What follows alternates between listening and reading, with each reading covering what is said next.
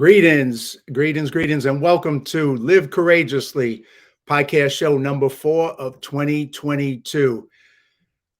We're living in very challenging and dangerous times, and it's because of that I chose the title Live Courageously, because that's been the conscious theme of my life for the last 2 years since the beginning of the pandemic in 2020. I was with my guest that I'm going to have on today at that time in end of February, in Naples, Florida, at an event he put on called Unstoppable. And that mindset and that belief set the tone for me for the next 2 years during this whole COVID thing. So as you know, the pandemic went on to shake the world. And for too long, the dominant response was and still is fear. We're now facing more dangers in the world and hardships in our country. And fear is not the answer. Fear is a reaction, but courage is a choice. You need to choose courage to get through. I and the people I'm going to be introducing to you on this show every week chose courage and choose to not retreat from life during the pandemic, but they chose to move forward. So when I began to plan this show, when I was up in Canada filming this movie, I created a list of 40 courageous friends that I wanted to interview and have a conversation with and introduce to my audience. You'll be inspired by my guests. So let me introduce you today to a very, very special guest, my good brother, Jason Sisneros. Jason is an author, a speaker, a success coach, a sales consultant, an entrepreneur, a business owner, a philanthropist, a podcaster, a comedian, a warrior against human and sex trafficking, and a patriot. Jason's career in the field of motivation and influence began with the most prestigious organization in the industry, the Tony Robbins Company. And Jason shot through the ranks working as one of Tony's peak performance consultants. He did so not through a traditional education, and you're going to learn he didn't start out privileged. So if you're thinking that, you're definitely going to be wrong. But he started by what he calls a PhD in street smarts, poor, hungry, and determined. He was raised in an environment of drugs, abuse, and lack mentality. Jason traveled a road that most people only read about, from several broken noses, being kidnapped, witnessing family members held at gunpoint, to ultimately watching the person responsible for all this, his adoptive father, go to prison for the attempted murder of his mother and himself. He developed a unique view of the world. After living a life that included dealing drugs, spending time in jail, being homeless, and ultimately contemplating suicide, he reached a crossroads. From that point on, he became passionate about researching what causes people to behave as they do. He authored a book back in 2006, I believe, called Destiny's Doorstep. And through real world experiences and with phenomenal results, he developed his premier company, Anton J. And he's gone on to recreate himself many, many times and has worked with many organizations throughout the world, rescuing children from sex traffickers. He connected up with one of such organizations, CERT Ministries, and the Slave Free Project, and he continues his rescue work with them. We'll be speaking about all this. During COVID, he became an outspoken voice against vaccine mandates and for freedom, and has spoken all over the country as part of a growing freedom movement. I say I've lived 7 lives, and I'm working on my 8th. I believe Jason beats me in the number of the lives he's lived. So let's welcome my good brother, Jason Sisneros.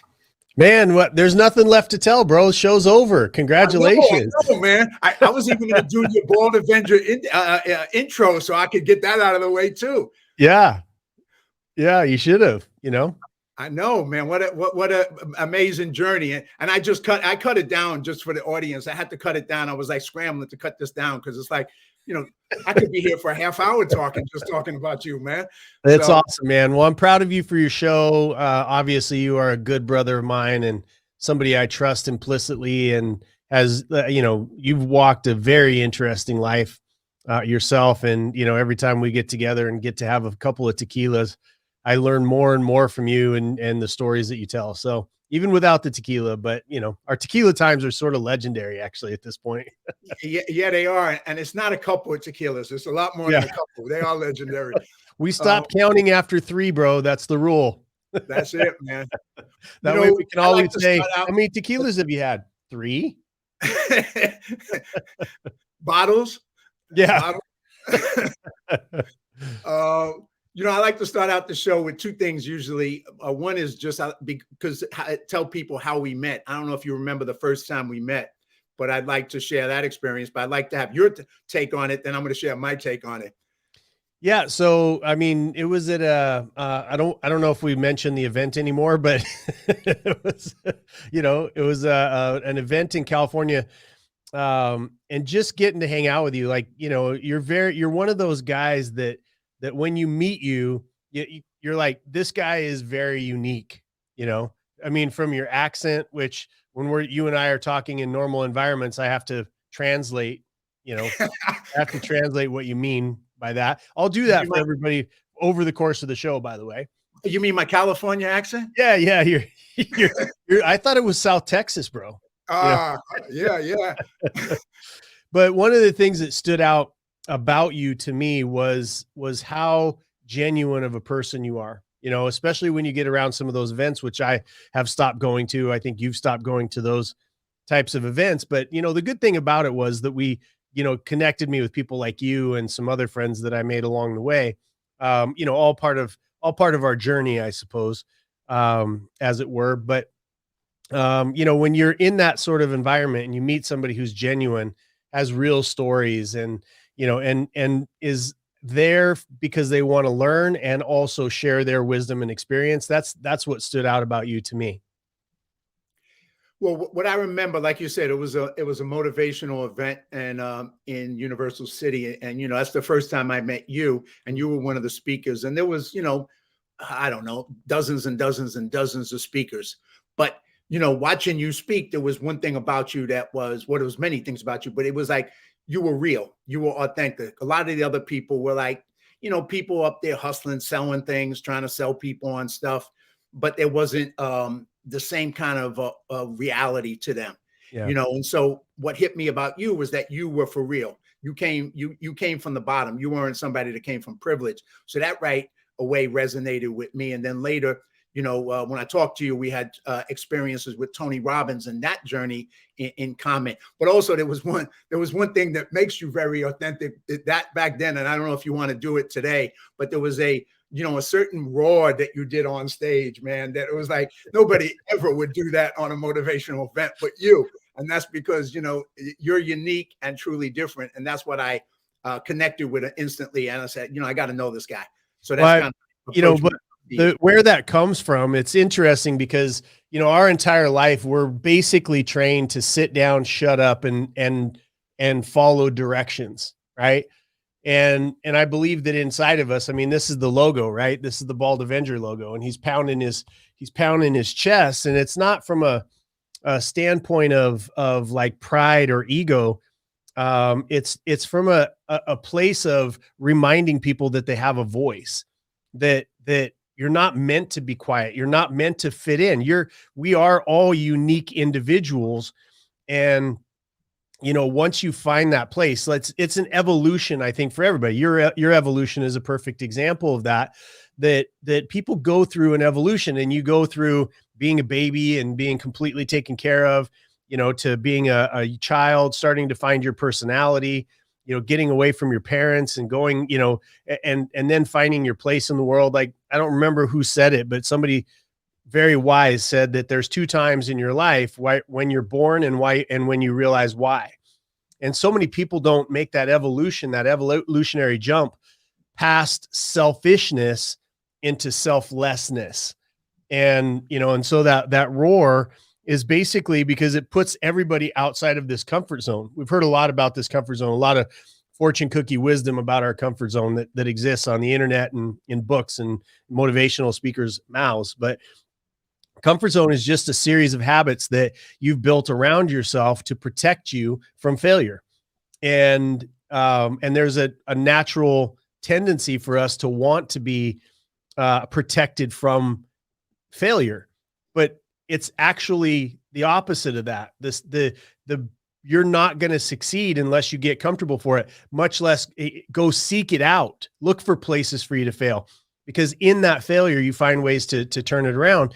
And I started doing the gorilla growl because it moves people out of their comfort zone. It's something that, you see people in there and they're like, oh my God, what's happening? And, but it's just a moment, like even a moment to stand out and go, you know what? I am a beast. Like I have so much more power inside of me that's available. And that silly yell that we do and the silly, the growl, I love it. It's one of my favorite things that we do, but it came from, what do we do? How do we do this? To move people in a mass way out of their hypnosis that they're walking around in. Well, I mean, that to me, it was because you got the whole audience getting up and doing it and getting them to be, and pushing them beyond that where they wanted to be.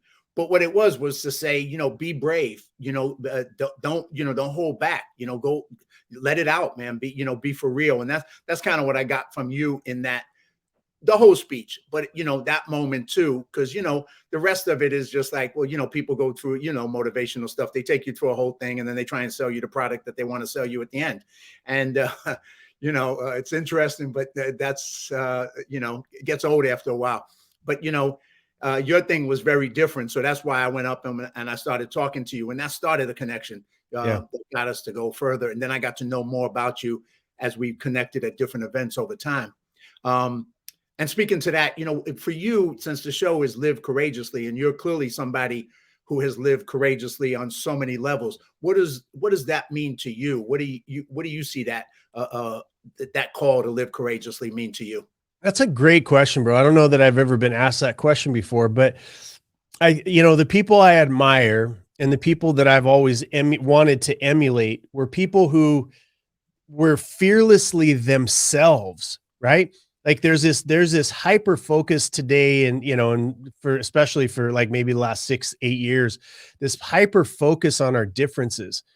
And what that means is you have to pick a camp, sort of, right? You have to pick a camp and go camp out there. And then you get told all of these things. It filters down from the people who are at the top, who are a lot of times in collusion, by the way. Like they're like, well, the best way for us to keep everybody under our control and voting us in a year after year after year is to keep them divided and hating each other.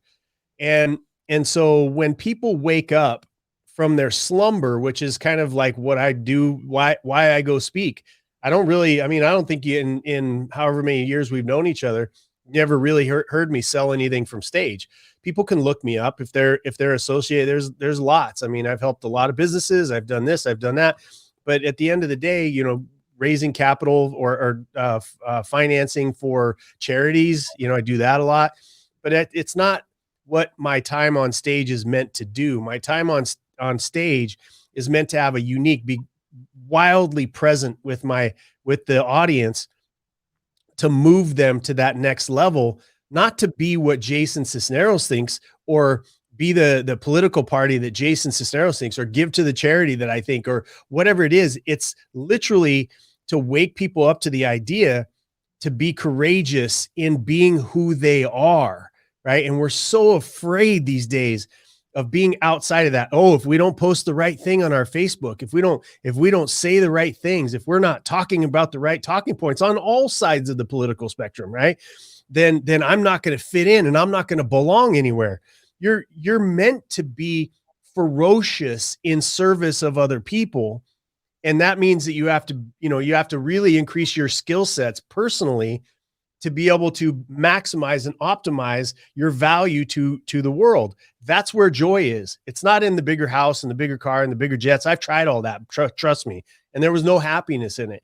It was when I made that evolution into the idea that I'm put on this earth to be the best me that I can possibly be for the purpose of serving other people, that my life really started to change. Now I don't have any time to judge other people. I don't have time to hate somebody because they're a Democrat or hate somebody because they're a Republican. I don't have any time for that, because guess what? The guy looking me in the mirror every single day has got shit he's got to work on. Right. And the better I can get at communicating, and the better I can get at loving, the better I can my fitness, my physical fitness and my energy. And the better I can eat, the more I can love Emily, the more that, all of these things, it's a personal introspection before I can ever judge. And only people that are in that mode, and I'm not talking about just me, but these are people that I emulate. Only when you're in that mode are you fit to lead in the first place, right? It doesn't matter if you have the biggest house or the fastest car or the fastest jet, and there, you're standing up there and, the cash is trashed stuff and, and blah, blah, blah. Now you got to, buy my 7 steps to be in, which, by the way, that's the name of my book. It's 7 steps, but, but, my point is that those people that are worth emulating and that are living the life that you want to live, they have chosen to be who they are. And if there's any lessons, and a lot of people aren't fit to teach from that level, right? They're not fit to teach from that level. So it narrows it down to people that can actually translate. And when you get to the end of that translation of how they're speaking to you and what they're doing and what their behaviors and what their lifestyles are putting in front of you, it's essentially saying, here's the path that I took to become authentically me. And you can go do that too.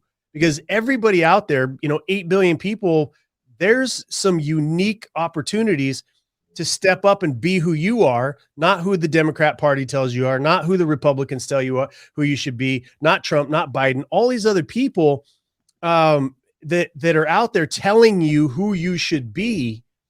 It's the people that are leading the example of saying, hey, I'm being who the hell I am. Don't copy me. Don't try to be me, because there's only one me. And if you're truly being courageous, be who the hell you are and improve that person till the day you die. And you're going to live a much better life. That's what living courageously means to me. That's cool, man. That's a good answer. And within all that, you speak about serving ferociously or ferociously serving, and then realizing that you always look in the mirror and you can be better. And within that, you look at your life, and I shared a little bit of it for the audience, but that you had choices to make. We all have choices to make in life, and people sometimes don't realize they have choices. They think that, well, if I was born here, I have to be this, or if I had this bad experience, that means the rest of my life is going to be the same. And you had those moments throughout all your life because you had choices to make. And the way you started out your life, if you didn't make different choices, you wouldn't be where you are today, playing the role you are today. You'd be in a much worse place if you were even alive. But you made those choices at that point, and you had turning points. And each time you took a different path. Tell us a little bit, if you don't mind, about some of that, man. Well, it's those choices, again, before you even are able to verbalize it, right? And this is for your audience, because a lot of times we say these things because we've gone down this path and we don't realize that somebody's might be in the middle of their transition. They may not even be in a transition. They might see this and go, oh, there's Jason Sisneros. Like, I can't wait to go hate on him some more because, and here's something that switches them into that next mode. But for me, it took, look, anybody that tells you that they are successful in life or has a successful life, and they say that they did it by themselves, is absolutely lying to you. I had people to this day that will never get credit, that never get accolades, that changed my lives. My 4th grade teacher teaching me to fall in love with the dictionary, the written word, to be able to transport myself out of the life of abuse that I was living through words and stories, right? My wrestling coach that taught me to believe in myself and that I could overcome. I didn't need to come from a wealthy family to apply hard work and training to become a champion, right? That it had nothing to do with that. It had everything to do with me taking responsibility for my own workout regimen and learning the skill sets. To a football coach, Daryl Holt, right? And then, up into learning from Tony Robbins, taking some time to invest in me, and Ken, the Rich Dad and Poor Dad books were written by one guy, but they're about a story called The Rich Dad, right? And the Rich Dad has been my mentor, and and Jay Abraham, and just on and on. I could keep going with the amount of people that have seeded into my life. And there's a difference between being humble, right? When I worked with Tony Robbins, by the way. I traveled around the world with him and spoke on stages and, worked in a place or a position called FSR, which was doing presentations ahead of him coming into town to get people in the environment. During that period of time, I learned the skill sets of being able to communicate, right? And to be appreciative, right? I went on to be one of his platinum partners, and all of that was like a thank you to him. While I worked for him, I didn't keep any of the money. I donated to one of his things, because it's that place of taking from people and then dumping them on the side, or you are receiving something from them, because I think most people want to mentor people. They want to take their lessons and seed it into people. But if you're just out there trying to pay the bills with a coaching program or a, whatever it is, then it becomes a little bit more selfish than it should. I hear you. I know you've talked about and you've shared with me. I don't know if you want to get into it, but one of the turning points for you was you talked about when you were at your lowest point in California on a cliff, and then that movement moving you to a church, moving you to Tony Robbins. And that, once again, it was like, sometimes I say in my life, doors have opened up and I've gone through, and, God had a bigger plan for me than I've had for myself at times. And that's why I am where I am today. But I think that moment for you was one of those defining moments that your life changed forever. Yeah. And I think every one of us has it. It's sometimes we pay attention to it, because I probably had that call on my life multiple times, but I was burying it in booze or women or, whatever was the vice that would keep me away from paying attention to fixing stuff on my own life. And, but that moment for me was kind of a do or die. I think when you work throughout your entire life to accomplish something, and it falls apart in front of your face over and over and over again, not just once, because we can overcome that, but over and over and over again, you start to genuinely question, why am I even here? Right? Why am I here? And so we quit. And there's different ways that quitting looks. And I quit because I started drinking, and and I was like, okay, I'm not meant to do this. So I took a lower level job, and that just it was a spiral. Life is about trajectory, and trajectory is a choice. And so whatever trajectory you happen to find yourself on, if it's not the right trajectory, because most things are predictive, like you can look down the road of somebody that has drank for 20 years and see a result. You can look down the road to somebody who lies for 20 years and see the results. Somebody who cheats in their relationship and see the results. You can go down the road 10, 15, 20 years in any trajectory that you happen to find yourself on, and go, is that what I want for my life? Yes or no? And if the answer is no, then you have the choice, the power of choice, still to this day. I'm not sure how much longer it'll be around if China and Russia take over the world, but we still have the choice to hang our own stars, right? To change our own stars. So for me, it was a moment to say, okay, I'm not going to end it permanently. So now what? Right? It went from, okay, now what am I going to do? And that just little bit by little bit, it didn't change miraculously overnight. I was still homeless. I still divorced. I was still not waking up to the sounds of my kids and making them breakfast and all those other kind. I wasn't, and I was in the same exact spot prior to making the choice, everywhere except for here and in here. Right. So now you start stacking up behavior changes. And this is what I wish that more people would understand, is that it's behavioral changes that are going to get you something. It's not whining. It's not complaining. It's not delineating yourself as some sort of a victim, or it was somebody else's fault, or like blaming is one of the weakest things that you can possibly do. But we have a society right now that's right in front of our face that is rewarding victimhood at every little step that we can take, because an empowered humanity, an empowered culture, an empowered country, an empowered group of people is scary to those that would like to control you. Right. So, so for me, It was just little choice after little choice. It was two distinction. Instead of, okay, I would have done that, I would have had 2 beers, I'm going to have 1 beer. Instead of, complaining about the boss, I'm going to find out what I can do to add more service. If, instead of getting in a fight with my spouse, I'm going to say I'm sorry instead of doing what I used to do, right? It's just those little changes, and find people who are where you want to be. Like, find those people and put yourself in their life and see what it is that they're doing to have the freedom, to have the great relationship, to be happy, to be making an impact. Get yourself around those people as much as you possibly can, no matter what the cost is.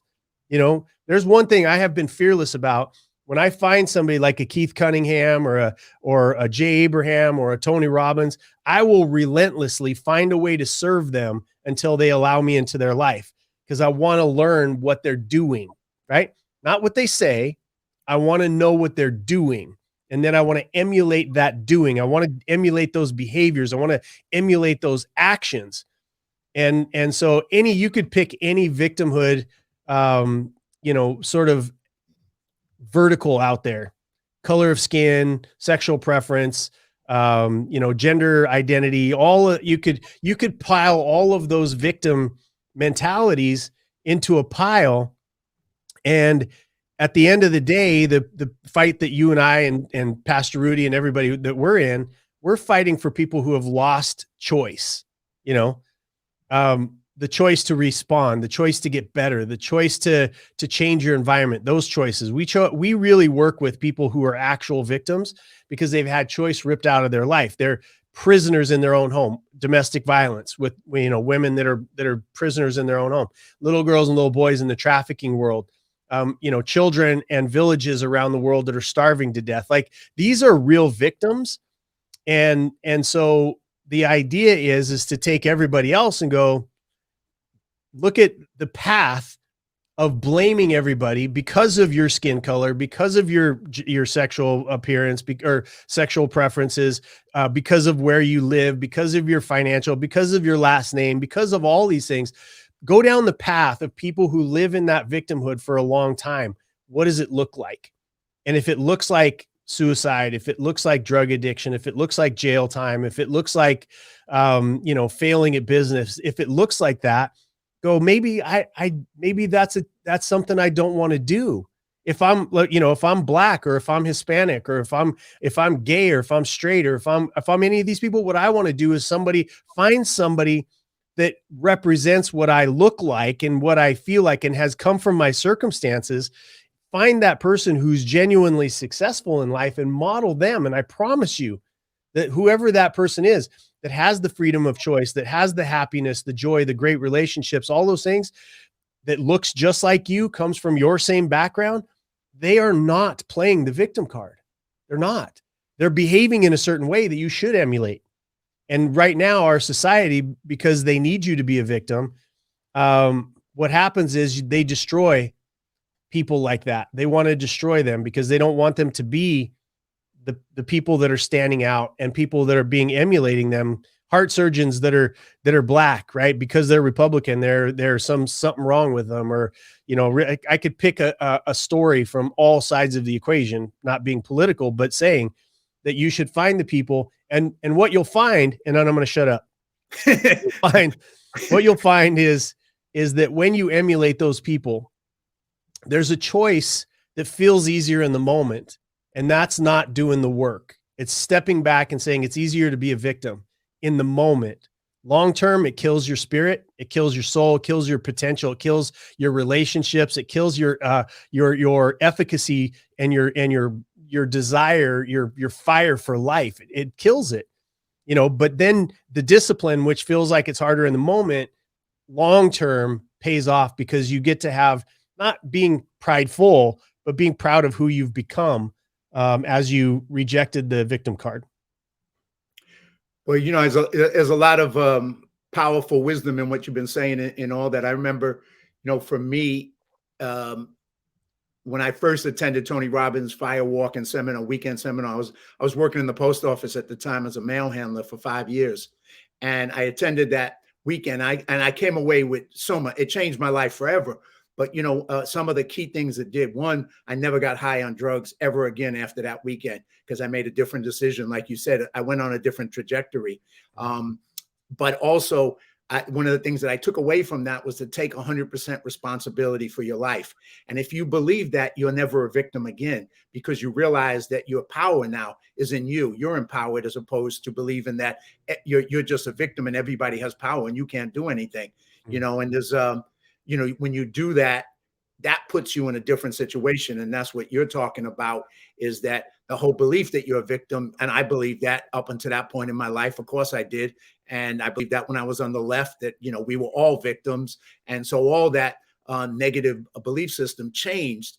And once you change it, you go on a different trajectory. Now, like you said, you were homeless. It doesn't mean that year after I did that seminar was the worst year of my life. Everything crashed. I was like, hey, I thought this was supposed to be the best year of my life. Because it's all balancing on these lies of bullshit and victimhood, right? And so sometimes it has to get worse before it gets better. Get worse. And then you get tested. Now, do you want to go back to what you had, or do you want to keep going forward? Yep. And it's going to be hard, but if you want to keep going forward, you go forward. But if you go back, well, we know what back looks like. I knew what back looked like, and I'd be in the same place for the rest of my life.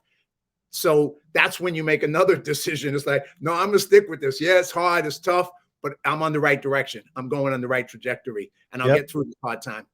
And I think that's kind of a little bit of what you definitely laid out very clearly. What else? Let me ask you a couple other things. One of the other things that, you talked about was, taking responsibility for your life. You talk about the physical. You earlier talked about the physical as well.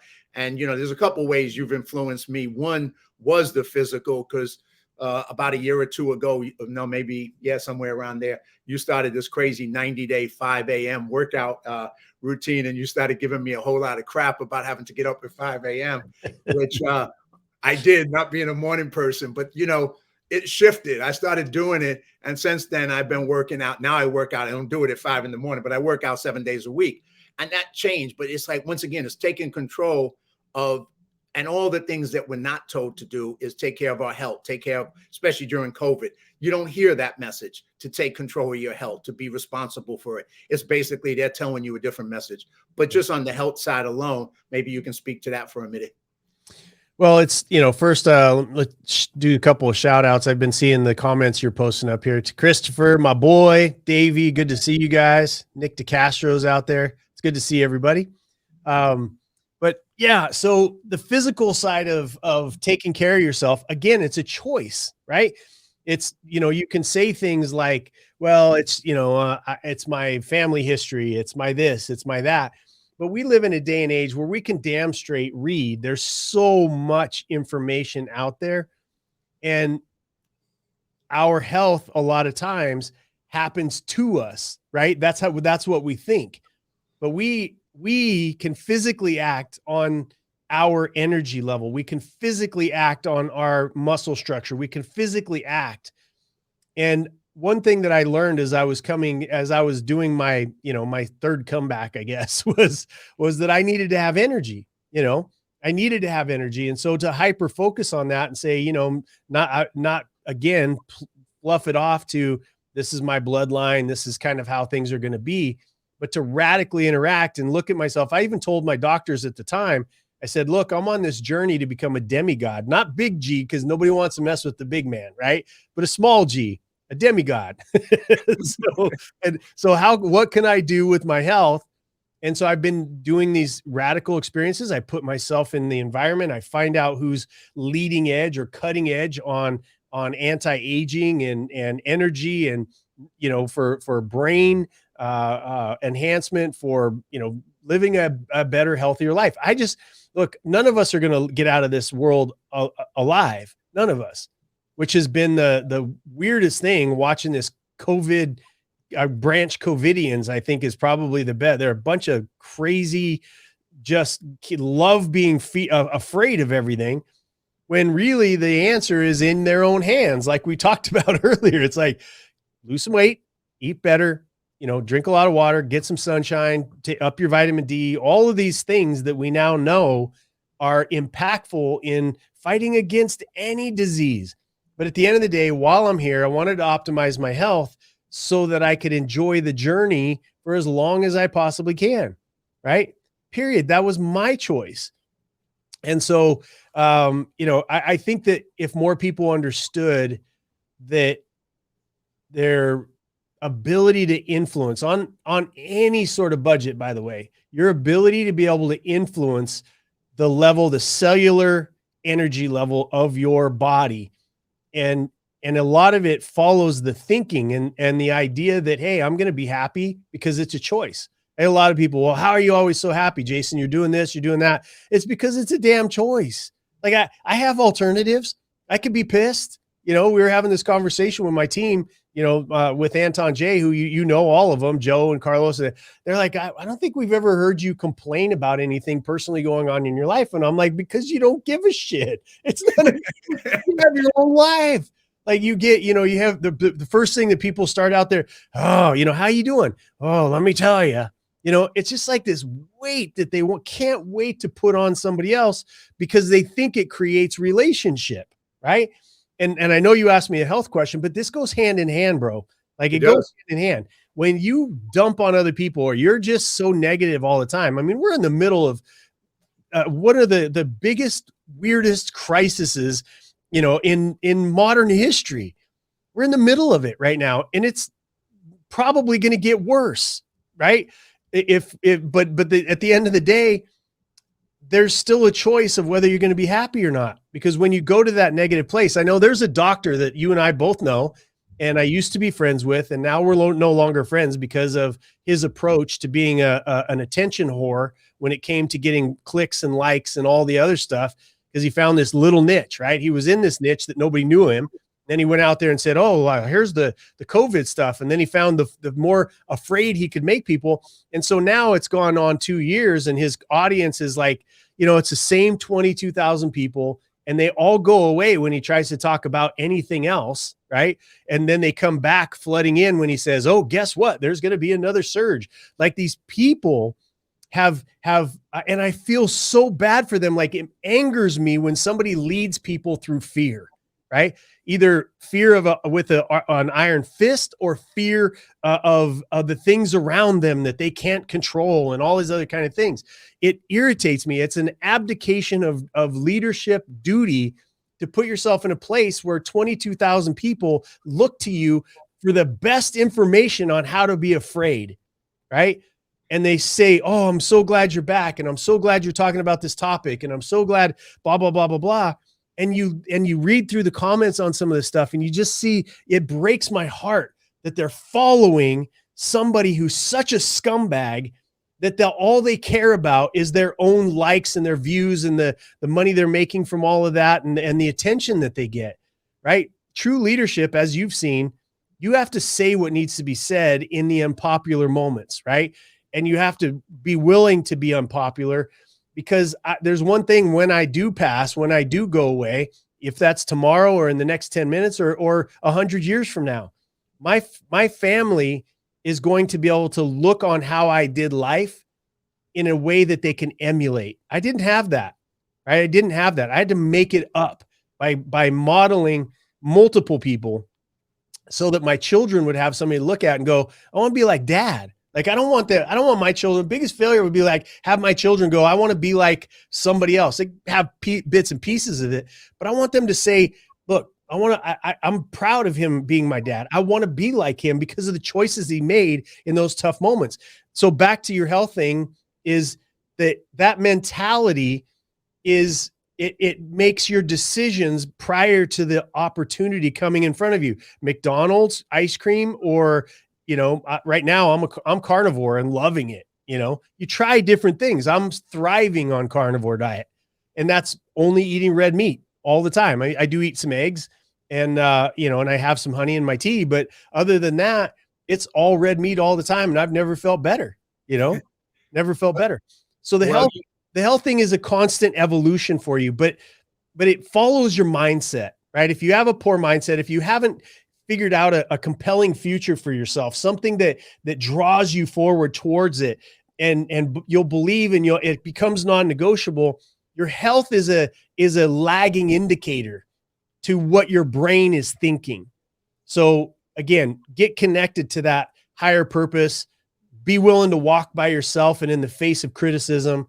And then that'll attach to what you decide to put in your body, how you decide to really focus on what your energy and your health is looking like. Well, during the last 2 years too, just, the people I've kind of surrounded myself are people who I say had faith over fear. And, having fear not only is an idea, but it's also and it's a reaction, but it produces a negative response in your body. So it's not useful even from the standpoint of health. If anything, it's counterproductive to your health. So to be able to live your whole life in fear, or live a year or 2 years in fear, you're damaging your health, you're damaging your longevity because of you staying in that place of fear. And like a week ago, I had the honor, I was asked to come and be part of a picture with a group of, it's called Wings Over Wendy's, World War II and Korean War veterans. And they've been meeting for 25 years. And these are guys who served, some of them are 80, 90, 95. And we took a picture together, 150 people in a room together with no mask. And we took a picture, and all these are people who were heroic during World War II and the Korean War. And now they're in their 80s and their 90s, and they're still courageous people. And it was like, I was just so honored to be in this room with these people going, man, this is what we need. This is the spirit that we need, is that, that will change your life. It will change your life for the better. And unfortunately, people have chose other things. And it's sad. It's real sad. With the carnivore thing, just to comment on that, you and me both probably went to, I did, through 2 years of being a vegetarian with Tony Robbins. And I say, it was temporary insanity. It was the worst 2 years of my life. The worst. The worst. So I identify with you. When I was up in Canada, it was steaks every night. Now, I'm not preaching, I'm not telling people you have to do that. You want to be a vegetarian, go for it. Enjoy whatever you enjoy, man. But we kind of go through the things that we go through, and we make the choices we make. And, I think it's a healthy choice, in my opinion, and others will disagree, and that's fine. That's, we get to, and who cares? Like, this is a big issue. Like, vegetarians and vegans, like, the issue is, it comes down to, all of this is encompassed in, do what you want to do and shut the hell up. Like, right. Let me live my life. I don't go out and go, if you want to wear a mask, get a mask. I don't care. Wear a mask. If you don't want to wear a mask, don't wear a mask. You want to get the shot, get the shot. Like, everybody go, oh, it's anti-vaxxer. No, don't tell me or anybody else. You do not get the opportunity to circumvent the Constitution of the United States. Like, no matter what you want to do, you can't shame me. You don't get to, like, that's part of that first part of it, right? Is the pursuit of happiness. That means I don't get to go on John's toes and go, you know what? I'm impinging on your ability to create and live your life and pursue your own happiness. But you don't get to on mine either, except for, murder and all these other things where we need boundaries around laws and those types of things. But at the end of the day, if you want to be a vegan, be a vegan. Just don't put in my face. Don't put it. I don't put in the face. I'm like, oh, if you're not a carnivore, if you're not on the carnivore diet, well, you are just less than human and you need to die and blah, like all the stuff I've had in my DMs the last two years, it's pathetic. Well, it's like people forgot before the pandemic hit, people forgot so much that they used to be and the way they used to think. And now they think that they don't even think anymore. Because we used to be able to question everything. And I remember and that was normal. And not only was it normal, it was good. So I remember when I blew my Achilles many, many years ago, and I went to the doctor, and the doctor showed me a video about getting an operation. And I looked at it, but there was a little thing about putting a cast. So when he came in, he said, okay, I'll set up the operation. I said, no, let me ask you a question. Why don't we just put a cast? And he said, why do you want to do that? I said, no, the question is, why shouldn't I do that? and so we had this, heated conversation, and I wasn't being disrespectful to him. I was just going, I want to make a different choice. I understand you make money operating. I don't have a problem with that. But what if I don't do the operation? What happens to me? And he said, well, you'll lose mobility. I said, how much? He said, 1%. I said, I'll give you 3%. I don't care. I'm like, I don't worry about that. So, we used to be able to question and not treat everybody like they were perfect. And so I didn't have the operation, and I'm fine, and I play basketball. I don't even know which leg I blew my Achilles on. But we had the right to question doctors. Now, supposedly, if the doctor believes in something, you can't question him because he's God. No, he has opinions. He knows stuff, maybe stuff that you don't know, but you also know stuff that he may not know. And you get to make the choice because it's your life, your body. Simple as that. There's a book out there which it applies very, very beautiful to this part of the conversation. And the name of the book is called Black Box Thinking, right? Black Box Thinking. And in it, I suggest that book to everybody.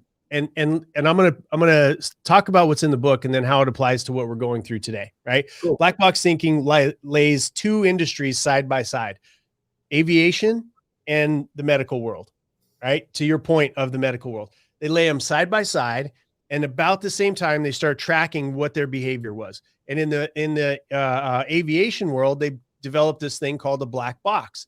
And what is a black box, right? If you simplify down to the ridiculous, it's a box that captures mistakes so that you can fix it.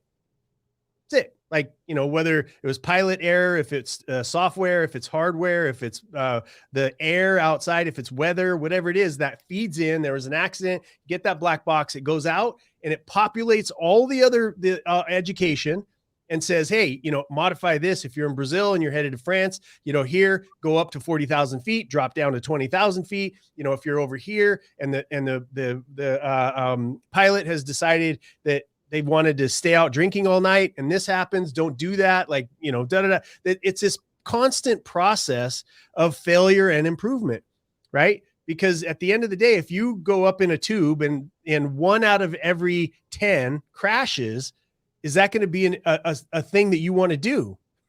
Right? 1 in 10. Not good. Now, the third highest level of death, cause of death, is going to a hospital. Yep. The third highest level of cause of death is going to a hospital. It doesn't matter with what you have. You go in there and you got a broken arm and you get MRSA from the walls or whatever it is. Why? Because the aviation world decided that they were going to improve and they were going to stack on themselves, and they've gotten so good. I mean, there's you don't hardly ever hear of any crashes anymore of major airlines because they have improved and improved and improved and improved. And yet the medical industry, what they did was, instead of that, they did a CYA campaign, right? A cover your ass campaign, a blame other people. So you and I could be on opposite ends of the country having a tracheotomy, and one of us does, you know, seizes up and you can't, and whatever. And you could go back and look at the things, the medications, the air pressure, like all those things could be uploaded into something and go, okay, when this occurrence happens with a person that looks like this and has these issues, don't do this or do this instead. Or it automatically comes back and goes, okay, I'm looking at a screen in front of me and it's got all this data from how many people seized up during a tracheotomy, and boom, oh, I should try this, this, and this. Excellent. Boom, boom, boom, boom, boom, boom, boom. And then I live instead of die. But that's not how it's happened, right? You have major corporations that run healthcare industry pushing pharmaceuticals, right? They're pushing pharmaceuticals and they've got this get them in, get them out, charge as much as you can to insurance. There's all of these issues that CYA has caused. And so it's hidden, right? It's hidden. And we are supposed to trust doctors, but we don't anymore. Not at the level that we used to, because we're not listening to them. They're corporations, and they're profit-driven corporations, and there's insurance companies trying not to pay stuff. So the same exact thing is happening. You put let's use a Trump and a Biden situation. Biden makes you feel good. Trump says some stuff that makes you feel bad, right? But Trump puts it all out there, and we end up getting this feedback loop where we get involved as citizens. That's called civic duty. Has nothing to do with Trump, by the way, or has nothing to do with Biden. It has to do with when a huge group of the United States decided to abdicate their responsibilities civically. Now it becomes somebody else's deal, and they get to design what it looks like, right? We've given it away. So now if we have more of a Trump-like approach, put it all out there. Let's deal with the mistakes. Let's talk about it so that we can incrementally improve. And that is what the United States of America has been good at for 240 plus years, is process improvement by having two parties that opposed each other in an honest way, not personal destruction, but arguing over the actual processes and procedures and policies, not destroying each other, but arguing over the policies that would then improve. That's why we don't have slavery anymore in this country, right? Anyway, I won't go down that path. But the point is, at the end of the day, is that we need to if you go by feelings, we are going to be a third world country, and we're headed there. We are going to be a modern version of what happened in Venezuela if we don't correct course. Well, we're going to, in a little while, we're going to go to that conversation. But we'll wait a little bit on that, because you started me off on it a few years ago by interviewing me on your podcast. Yep. So we're going to go back to that one, and we're going to go a little deeper into that, because things have changed a lot since those 3 years ago that you interviewed me on the podcast. Changed a hell of a lot. So I'd love to kind of go a little deeper with that. But what you're saying too, that the black box thinking, what's it called? The black box? Black box thinking. That's the name of the book. Yeah, it's an excellent thing I think people should read. And I think that's, you talked about how you became a reader when you were in the 4th grade and you were influenced, and you've read so much, and you're such a massive reader. That's what we have in common. I mean, to me, heaven is I get to read every book that I didn't get a chance to read here, because I love learning. And unfortunately, we're being conditioned to not only to learn the stuff that agrees with us. And when in reality, we should be learning the stuff that doesn't agree with us, so it can challenge us, make us think, make us grow. But that's not the way it's being presented anymore. So that's a sad thing. And that and like you're saying, with the black box thinking, with the medical industry, all those things are true. So we're in an environment where, and I'm old enough, you may be old enough to remember 2 years ago, but we used to question the pharmaceutical companies back then, right? All of a sudden they went from being questioned and being all the stuff that they were doing wrong. Now they're all Mother Teresa's. And I'm like, how did they become Mother Teresa in 2 years? I don't understand that process, because they're the same companies still driven by the same things that they were driven by 2 years ago. Same thing. And nobody wants to give them any questioning anymore. Why? Why is that? Well, because the leaders of our company, so everybody, I get asked a lot when I'm doing from stage or on podcasts or whatever, I get asked a lot, like, is there like some cabal that's organizing that? Look, there might be some people that know each other from other countries, and they might be working together on certain things. But at the end of the day, rich people hate each other more than poor people hate each other.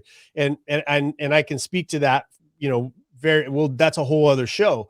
But what I mean by that is that the one thing that people are tied around, it's a culture, right? A culture is simply a group of humanity, a group of human beings that agree on a way of life, right? That's a culture. And so what we have now is we have a culture that has approved greed at all costs. It's a winner take all mentality, as opposed to what founded this country and what this country was built on was the theory of enough. If I've made $7 million back when that was worth like $100 million back in the day. Now it's time for me to pay my people more, or to give them more time off, or to build a library, or to donate to, to food issues, or to whatever it is. There was this concept of enough. But when you have winner take all, and you have the people that are in leadership that are on committees that are making decisions about our relationship with the Ukraine-Russian war. They're making decisions about our health and mandating shots. And they're driven. They look at it and they go, okay, 1 second, let me go buy a whole bunch of Pfizer stock, right? Because I'm a senator or a congressman who knows that COVID's coming down the pike. I know that we're gonna resource Moderna and Pfizer and whoever else it is. And by the way, let me grab some of that stock. That's called insider trading, and they should go to prison. And I don't care if it's a Republican or a Democrat. It doesn't make a difference to me. If you're insider trading and you bought stock ahead of COVID, or bought stock in Pfizer, or you're buying stock in military complex stocks before a war that you know is coming before the rest of the world does, that's insider trading, and you should all go to jail. All of them. Okay. Agree. Now the media gets a tip off from the oligarchs that are in Washington, D.C., and they say, hey, go buy this stock. And they're all working together, right? The big major corporations and the government and our media. That is a third world country. That is a communist based economy. And it's not sustainable, right? It's driven by greed, period, end of sentence. And so if we could get these people out, we can vote in term limits. There's all kinds of stuff we could do. And Trump, through all of whatever you think about him, was leading us back down the path of self-governance. That's it. Like that's the greatest thing, because at the end of the day, it shouldn't be up to the president. It shouldn't be up to Congress. It shouldn't be up to senators. It shouldn't be up to our media. It shouldn't be up to our governors how we're living our life. They're supposed to be implementing the dictates of we the people. Anyway. So I'm gonna we're about up to an hour. I want to kind of close this thing, have you button this up, and then take us into the next hour, and I got 3 things I want us to cover. One, I want you to get into all the work that you're doing on human trafficking and sex trafficking. I want you to speak about that because it's such a powerful issue, and your work is powerful. That's one. 2, I want to speak a little bit more on vaccine mandates and the stuff that deals with that, and you're speaking on that. I want to speak to that. And then the third part we'll speak to some of the political stuff, left to right. We'll talk about my podcast where you had me come out and speak about my background as a former communist leader to where I am today. But we'll do those 3 pieces. But just to button this up, because before you moved into a focus on doing the work on human trafficking, and particularly with CERT Ministries, your world was primarily speaking, motivation, entrepreneur stuff. And that's where we connected on that motivation world. But then the world changed. Mm-hmm. And when the world changed, some people didn't change and some people did. You clearly changed. But just to button that up, you have a philosophy of what your purpose and mission is. So why don't you just kind of end on that note, and then we're going to move into human trafficking and sex trafficking, if that's cool. Yeah, totally. The shift is always happening. You go, because I'm always look, nothing in this world gets done. I told you this in the beginning, right? Nothing in this world gets done by yourself. It doesn't. You have to be surrounded by like-minded, like-hearted people that are willing to work and to do the work. So you're going to go through different groups of people. You're going to have friends today that aren't your friends tomorrow. You're going to evolve through these things. Especially if you're on a trajectory to optimize who you are as an individual, right? And you don't get to that place until you've accepted some version, right, of the simplicity of the idea that I was put on earth. God put me on this earth to do 2 things: to be the best me that I can possibly be, and not stop there, right? Not stop there, but for the purpose of serving other people, right? And it's that jump, right? Those are the people that I'm after. Like, some people are like, oh my gosh, like our doctor friend that I think is a huge scumbag now, right? He had the opportunity. He had morals. He had his head in the game. And then he decided to scare people for a living, calling himself a doctor. Doctors don't do that. Doctors are supposed to give you certainty, right? Doctors are supposed to give you an approach. They're supposed to heal you, not keep you sick. And so it really does boil down to that transition is always happening still to this day, John. You've been with me through several transitions in my life, and I'm looking to always become a better version of myself, that I can look back from my deathbed and say, you know what, that was a life well lived. And to be able to, as I'm floating up to heaven, be able to look down on my what the hell you call it? My funeral. I never think about it, so I forget the name, but my funeral. And see my friends laughing and crying because because of the moments that I was there for them. and laughing because of the tequila that we shared, and my kids being proud and laughing and carrying on a legacy worth having. And, there's lots of opportunities for us in this life, because that was part of my first phase of my life. There's a lot of opportunities for us to make decisions that benefit us as an individual the most. And most of the time when that happens, it is the least, it's going to bring you the least amount of pride on your deathbed, because those are moments that really you have to compromise a set of standards, which I didn't have when I had a criminal's set of standards, because that was my adopted father and that whole, lifestyle. But when you decide to adopt a higher level of lifestyle, it really does cost you those moments of being proud when you're doing stuff just for yourself. So I would say that transition has been ongoing. I hope it continues to go, that I make decisions based on what's going to be best for the overall, and saying I'm sorry for the mistakes I've made, saying I'm sorry for the people that I hurt, and moving on to make better mistakes, a higher level mistake. Well, making those transitions, I think, is a gift, a blessing, because a lot of times people get stuck in an identity, and that becomes their identity forever, whatever that identity is, whether it's a small one or even a big one.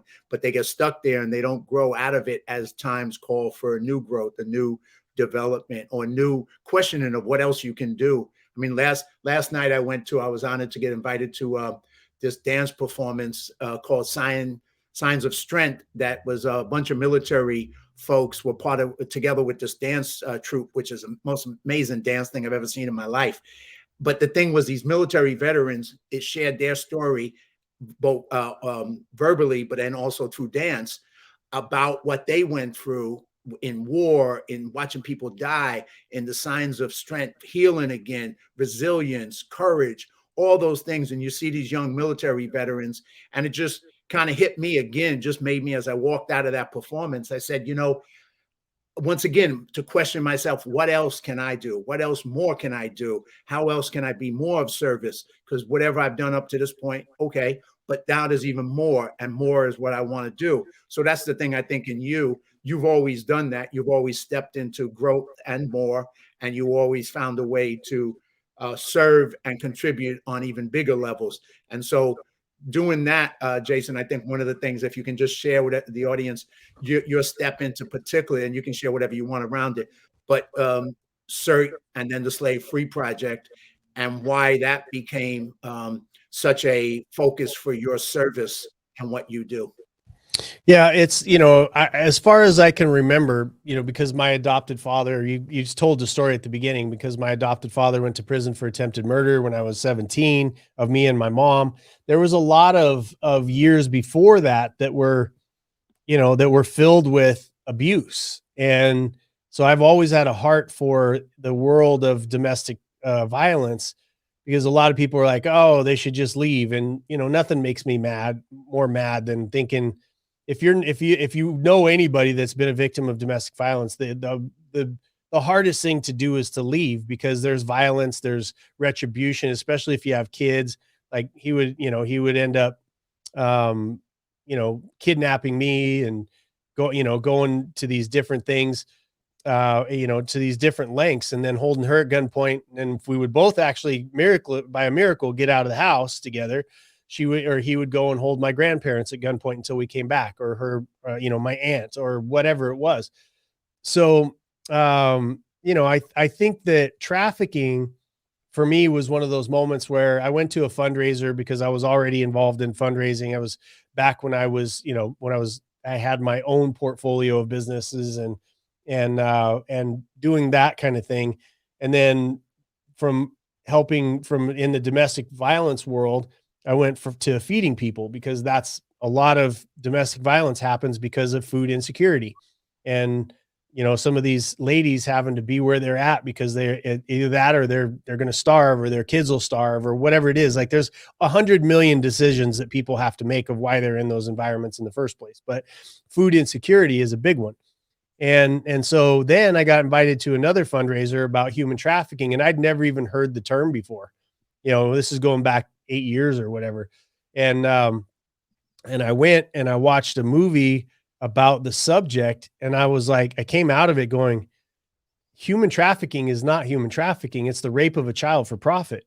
Like, why are they softening the language? And it infuriated something inside of me, bro. Like, to see these innocent children being utilized left, right, and center, like at a high rate. And the movie was actually what was going on outside of our country.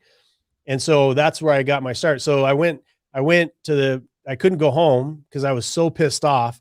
I went to the park, I parked, sun came up, and I was crying. I was like, I was just one of those things where you're as a human being, you think to yourself, this is horrific. How are we living in a world that allows this?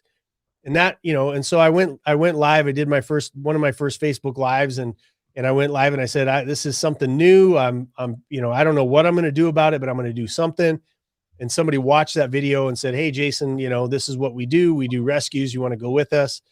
And I did. I started down that path, went from that first rescue unit to another, that eventually led me to Pastor Rudy Gonzalez, who runs an organization called CERT Ministries, SERT, Search, Evangelize, Rescue, and Train. And as you know, because you've now been introduced to the family, unbelievable human beings, just unbelievable,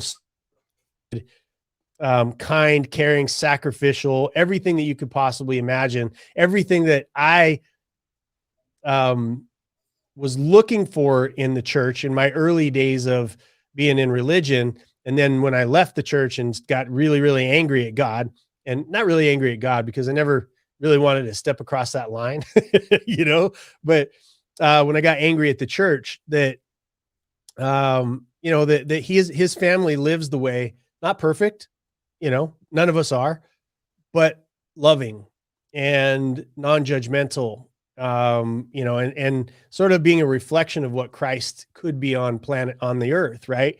And that's kind of what we're called as Christians to be, is a reflection, not judgy people that show up in their Sunday best and pay the preacher to absolve them of all their sins while they go back out and sin again. Right. It's like, so that led me into, the world of trafficking. I'm still working in domestic violence. I'm still CEO of Feed a Billion. But the work that we do with CERT Ministries, that's my family. Pastor Rudy and his family, his 2 daughters, his wife, every person that donates time and goes undercover and puts their lives at risk, that's my family. And so I'll be doing that for the rest of my life.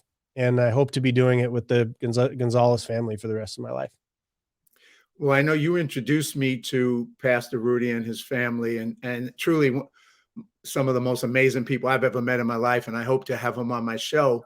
And I got the 2 of you on Steve Bannon's show talking about sex trafficking a while back. But I remember the thing that Rudy told me. I mean, there's so much, but I remember because he's had such an amazing life as a force recon Marine, being over in Africa during the Ebola crisis, being a police officer, and then being totally burnt out. And I remember him telling me he went to church and somebody came in and spoke about child trafficking, and he was so angry that he cursed God. You didn't curse God, he did.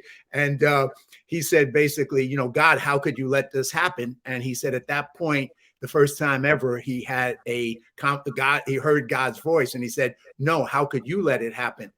And that moment, I mean, shivers just came on my arms again, just repeating it. But when he said that to me, that changed his life, because he went on a mission and with his family to do what he does, and that you're as part of his family in doing it.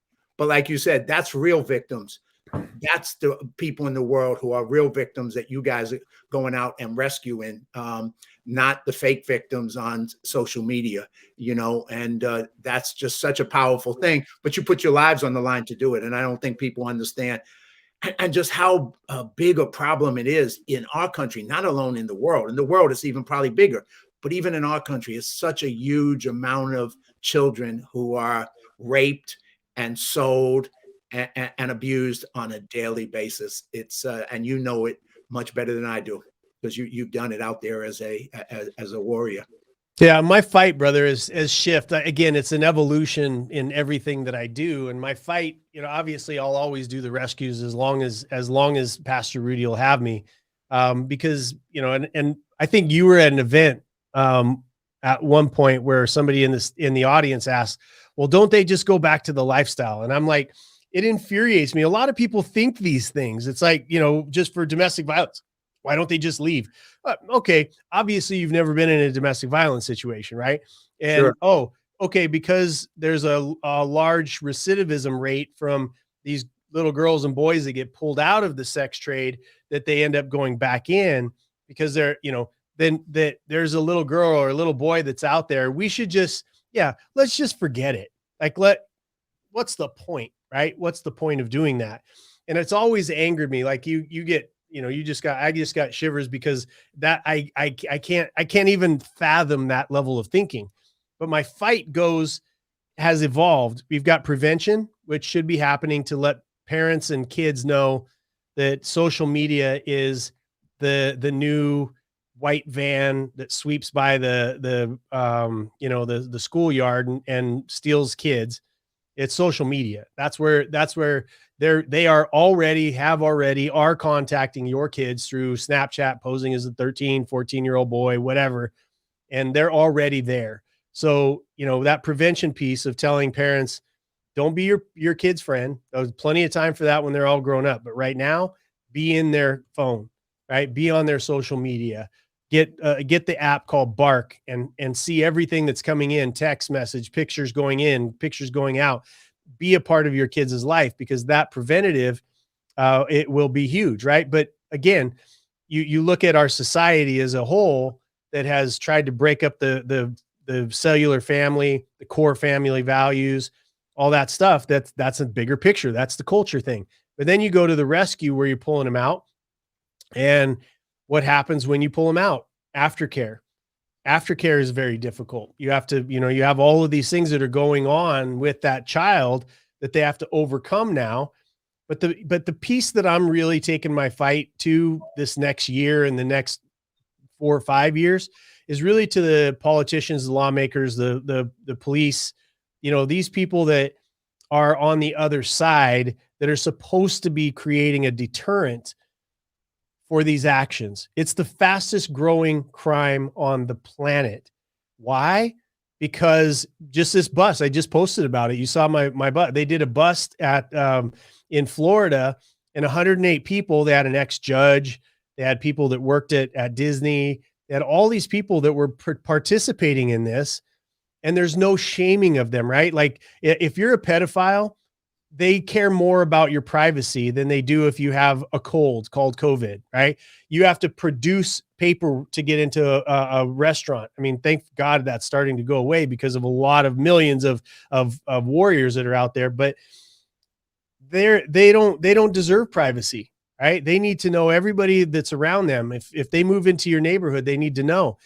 When they do get caught, there needs to be, like what has happened in Arizona, a bill called HB 2889 that was passed on the House side by Benesi and on the Senate side supported by Borelli, that child porn, child sex trafficking, or pedophilia gets you an automatic, basically a life sentence, right? Because there has to be that deterrent.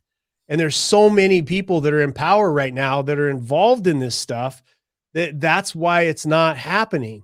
You could all day long. It's like the story of somebody that's at the river and they're jumping in to save that person, and they're jumping in to save that person. Pretty soon they drown themselves. Nobody comes along and says, hey, who's throwing them in? Right? There's so many things that we could be doing as a society, but we're worried about all these issues that are basically, in my mind, dead and gone, right? I don't see racism in my life. I don't participate in it. I don't see it. I work in the world of business, which is all pragmatic. We all get along. Nobody asks, hey, you're black, or you're white, or you're Hispanic, I can't do business. Oh, you're gay, I can't do business with you, or whatever. Oh, you're a Republican or Democrat, I can't do business with you. It doesn't happen in the world of business, right? Because it's about putting together the best deal for both parties. That's right. So, so anyway, I don't even know where we were going with that. But at the end of the day, my fight has transitioned into, yes, still doing the rescues. Yes, still doing the best to find and fund aftercare and doing the prevention work. But it's going after politicians. It's on their back to set a deterrence to this disgusting behavior in this country. Like I said, I started out of this country. For the last 4 years, I've been here in the United States, and it has grown and getting worse. And there's people that are in power that are participating in it. Even if they're not participating in it, they're allowing it by passing weak ass laws. You and I, you're in California and we're walking down the street. You got an 8-ball of cocaine in your pocket and they pull you over and they find out I'm a human trafficker. You're going to do more time for the 8-ball of cocaine than I will for trafficking people. Right.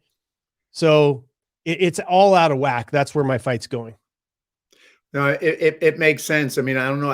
I read, I don't know if it was exactly true, but like supposedly 45% of the people arrested in Florida, and I may be wrong on that, have been people who work for Disney and down at Disney World. So it's a mind-boggling thing. And the reality, like you're saying, is trying to deal with the politicians, because if we're going to change things, that's where we got to start influencing. And that's where people are getting involved in the fight. And we're going to go into the political in a few minutes.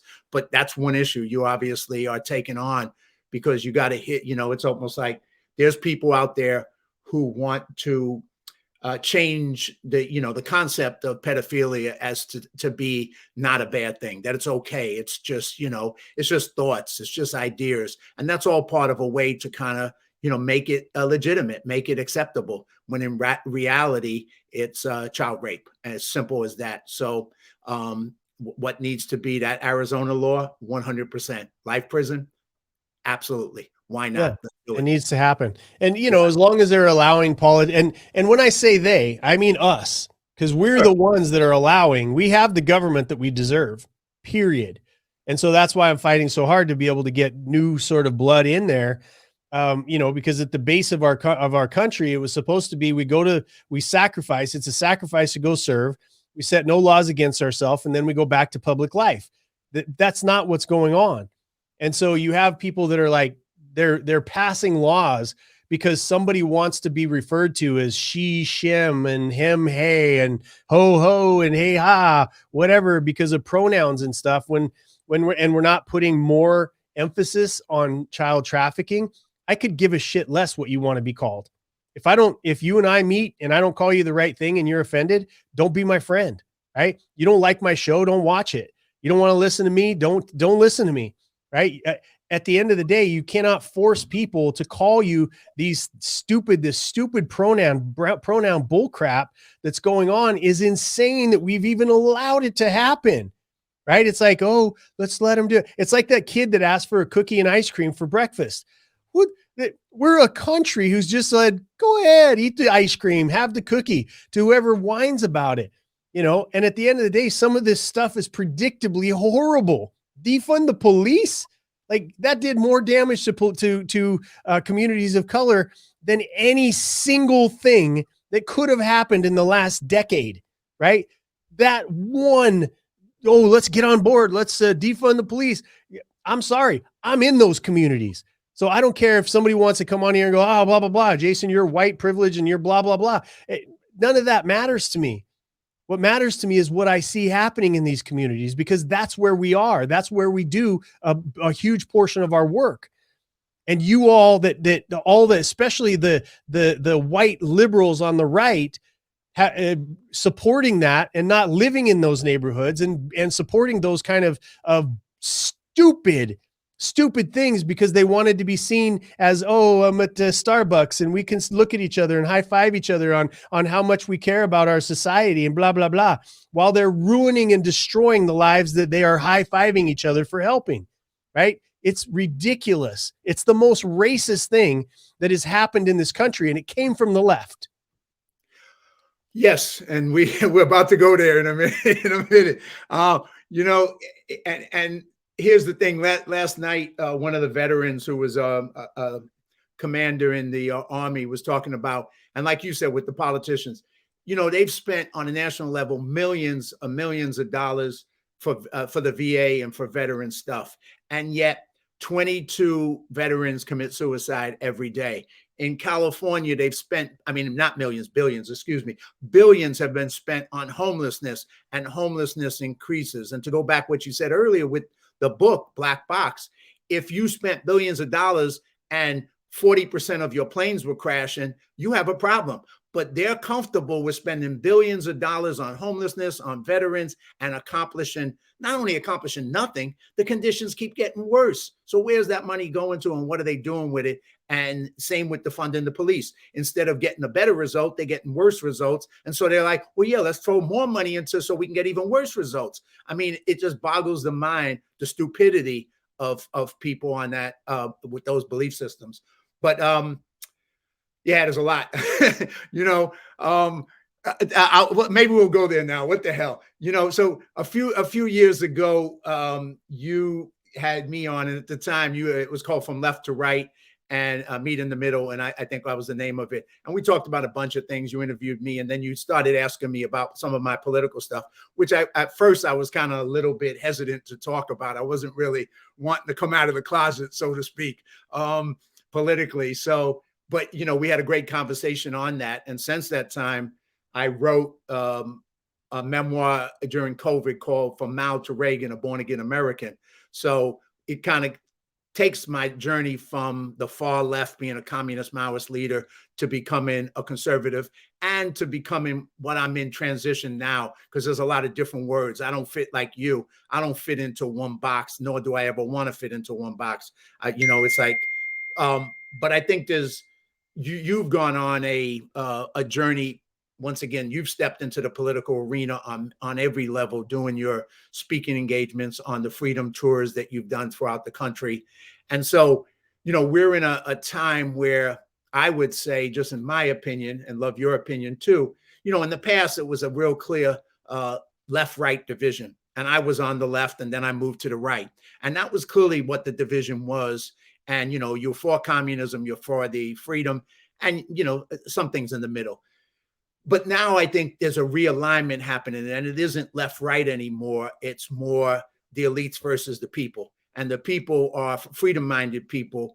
And there's people who are from the left, the middle, and the right, libertarians, whatever, all kind of seeing things, finding a way to kind of come together and realizing that, we have things in common, but there's some people who are the problem. And that's what we need to address, is that change. And you see it in media with people that you never expected before. Leftist Glenn Greenwald, who's a journalist, speaking. Bill Maher speaking. Naomi Wolf, Barry Weiss, all these people who you never would have seen with a different political point of view, who stepped out of their tribe, who stepped out of their silos, and now they're starting to communicate with everybody. And I think that's where Joe Rogan, just a whole range of people who are just starting to bravely go where man hasn't gone before, so to speak. So throw it at you, man. Tell us a little bit about your journey into that movement. And once again, going from motivation to human trafficking to then speaking on political stuff. Tell us a little bit that what triggered that in you. Yeah, I mean, my grandfather, who to this day was my hero. I mean, to this day, and he's passed now, but he was a Democrat, right? A Kennedy, a JFK Democrat, right? Working man, where, just dyed in the wool. And so that I was going to be whatever my grandfather was. Right. And then, it was during a period of time where I really didn't care about politics. It hadn't kind of gotten to me yet. But then I started I went and I actually started running a business of my own. And I was like, the Democrats, this is not the same. I even had a conversation with him right before he passed. And he says, Jake, my nickname with him was Jake. And he goes, I see it. He goes, but I'm not changing my registration. I'm going to die a Democrat, but we'd have the conversations. I was like, look, the Republicans, at that time were more in line with production and, learning and failing if you failed and blah, blah, blah. And the Democrat side of it was switching over to this ultra liberal crap that we have now. And so, so I was Republican for a little while, and then I started looking at it like this is this two ends of the same snake. Like they're just as bad as each other on both sides. So then I was like, okay, well, what's in and I don't know, I think I defined it as the middle, but what's the alternative to what is most in alignment with the founding document called the Constitution, right? And I think that libertarian, like that belief, that sort of mentality behind libertarian is the one that fit best for me, right? And so then I became a libertarian and really looking at life through that lens. And the Libertarian Party are, it's a disaster, because at the end of the day, what has to happen sometimes is you have to stop bitching and moaning. My career has been in fixing broken companies, right? And that takes leadership. And whether that was fixing my own companies or whether that is, with Anton J with my consulting company now to this day, which I don't do much of, but Joe and Carlos run, on that side of it, constantly in top 10 consulting companies in the country. You have to lead out of a problem, and we very rarely at Anton J do we get calls for companies that are like, we're doing so well, it's awesome, and we just want to come in and bring us in and come in and help us go to another level. Very rarely. It's happened a couple of times, but it's always shocking to me. For the most part, it's people that are in trouble or they're stuck, right? Or they're frustrated or they don't know what to do, like that type of a thing. And so when I look at what's going on now, it's through the same lens. You have people on the right, which is, more Republican. I think everybody's identifying anything anti-liberal, anti-left, anti-democrat as the right, which is a bad way to look at things, because you're on the alt-right. It doesn't matter. You're conservative, you're on the alt-right. What the hell does that mean? Like these words like racism, calling people racist, it has no more impact anymore. It used to mean something. Now it's just like, I don't know, like, throw something at me and I, glue, it sticks to you. Like it's one of those childish bullshit words now. It doesn't hold any meaning. It holds no power. And so the same thing with calling people alt-right. It's like, oh, just because you don't believe with communism, you're alt-right all of a sudden, which by the way, eliminated 30% of your centrist Democrats and pushed them to voting for Donald Trump. Right. And those types of things. So for me, I look at where we are today and we don't have any leadership in either party that's saying Americans first, not party, right? Not Republican, not Democrat, not Libertarian, it's America first, like that, because as a strong country, you can then help other people. Look, if we keep going down the path that we're going, you're going to find what happens in the world when you have a dominant China and Russia that are ahead of America. We are the most giving, the most industrious, the most problem-solving country in the history of mankind. In the history, right? And we can go back to metrics. You go back 250 years, abject poverty was at 90%, right? 10% lived above abject poverty levels. 250 plus years later, there's 10% live at abject poverty, 90% are living above poverty level. Now, what was the one thing that happened? The United States of America happened. And what specifically happened in the United States of America? A middle class emerged, right? And that middle class, it leveled the playing field. And we give more, and we're able to start small businesses and mid-sized businesses and grow into large businesses and that kind of thing. Well, they're currently ripping that middle rung of the thing out called the middle class. They're ripping it out, and now you're going to see everything like you're seeing right now. Death rates are on the rise, all the stuff. The misery index is on the rise, all of it, because we don't have anybody willing to lead. We have leaders at the head of these parties, Libertarian, Republican, Democrat, but they're not leaders of people, right? They're retention of power people. They're not leaders.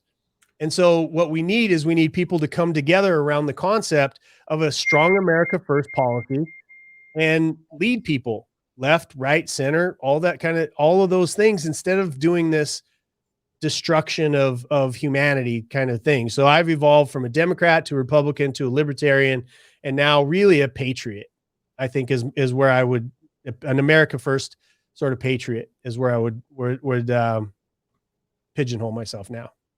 Well, I've kind of, as you know, my journey, I kind of went on a similar but different journey. I mean, I started out as a Kennedy Democrat, Irish, of course. If I wasn't Kennedy Democrat, I'd be insane.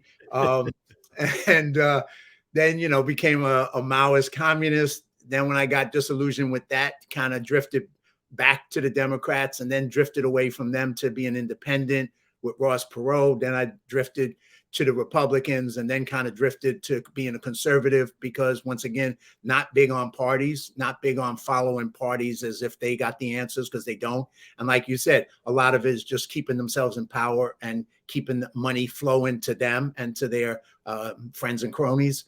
And then I kind of, at this point, I would say, and then I've never became a libertarian, although nowadays I work with a bunch of libertarians and have more respect for them as individuals and for some of what they believe as well. So I've kind of, see a lot of good in that too.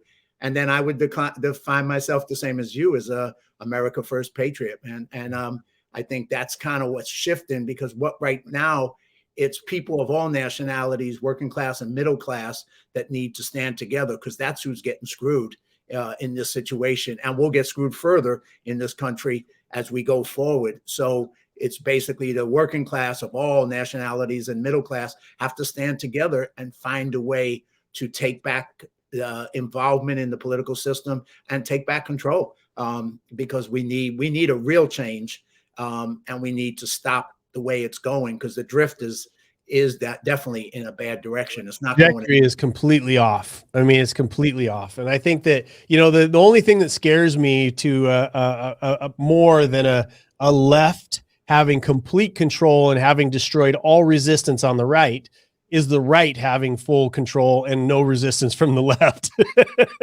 Yeah, somehow I doubt that happening, but no, because Republicans are pussies. Well, no, I hear you in the sense that, and this always baffles me, that for anybody who thinks that, we don't have a perfect system. We have a two-party system. We have a republic.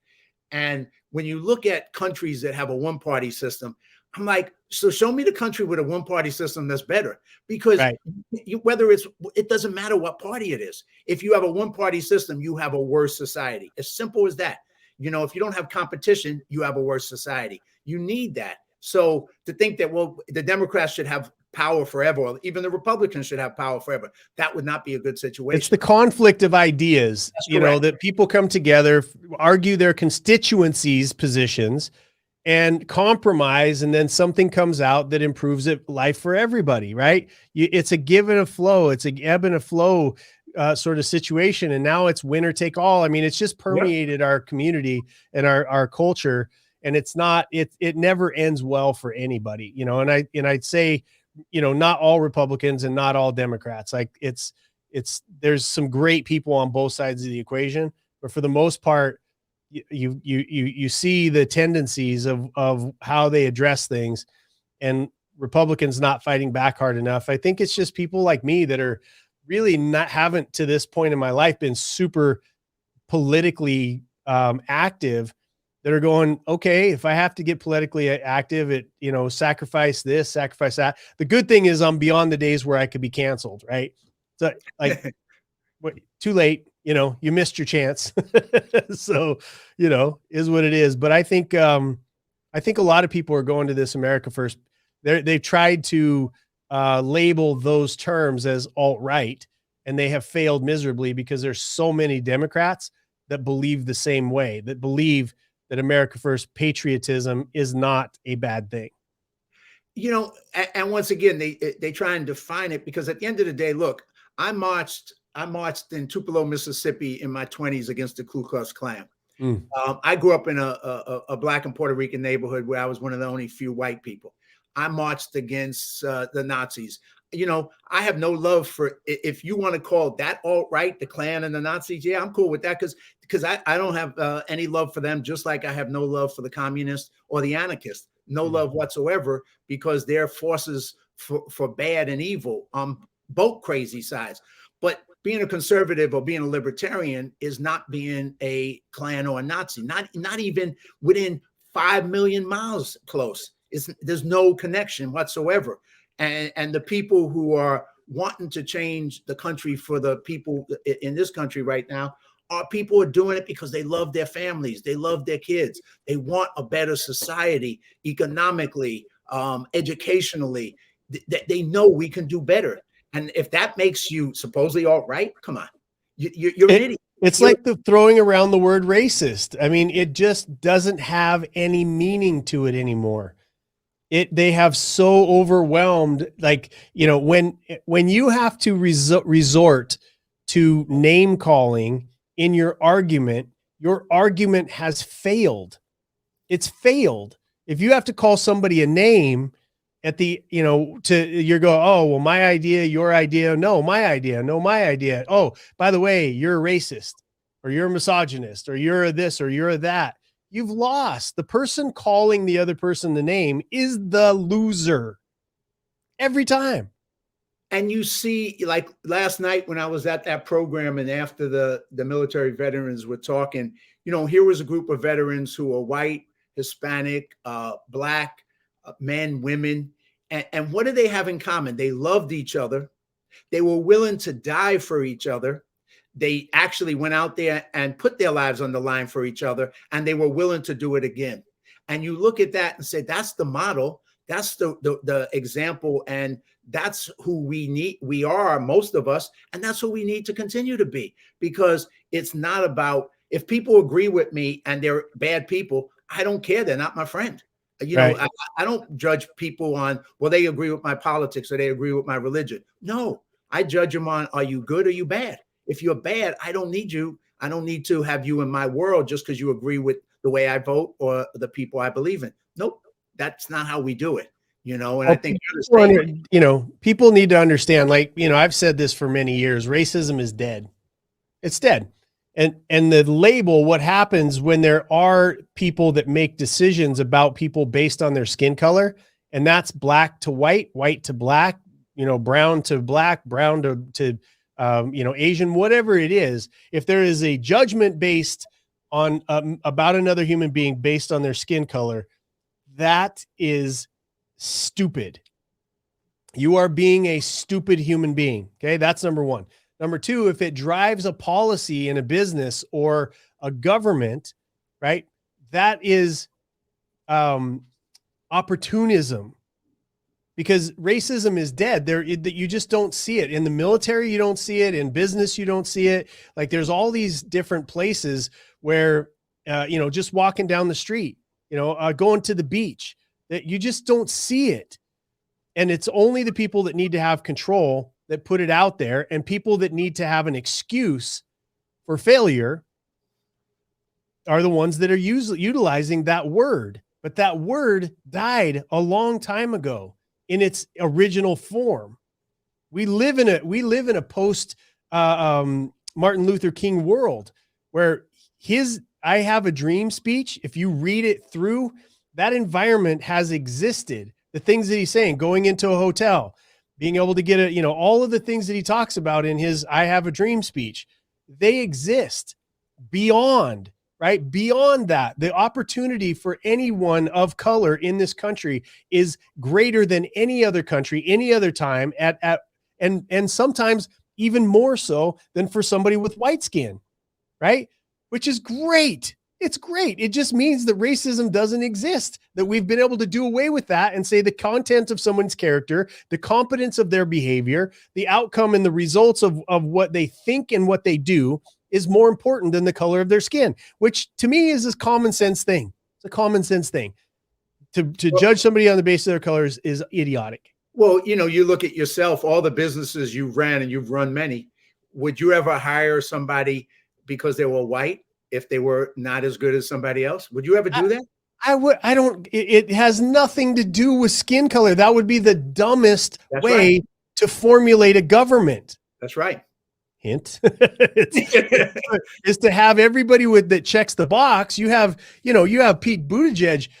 that guy shouldn't be running a dog care center, much less transportation in the United States of America, right? You have a health minister that is anything but healthy.